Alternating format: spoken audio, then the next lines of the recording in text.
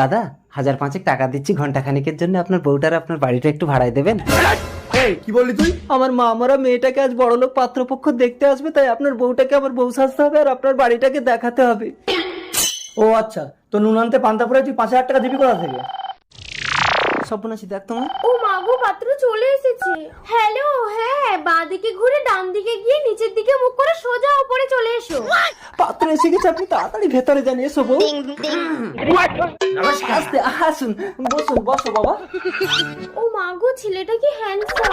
এই সর্বনাশী, মুখ ঢাকাতে। মদন বাবু, এ তো রাজপ্রাসাদ। হ্যাঁ, এরকম বাড়ি আমার অনেক আছে। আমার মেয়ের বিয়েতে এ বাড়ি আপনার ছেলেকে আমি দান করে দেবো। না না, এ বাড়ি আমি দেবো না। কেটা? ও এ বাড়ির চাকর। এই যা ভিতরে যা। আসলে অনেকদিন ধরে আমার বাড়িতে কাজ করছে তো, তাই বাড়ির মায়া ছাড়তে পারছে না। আমার বাড়িতে আমি চাকর?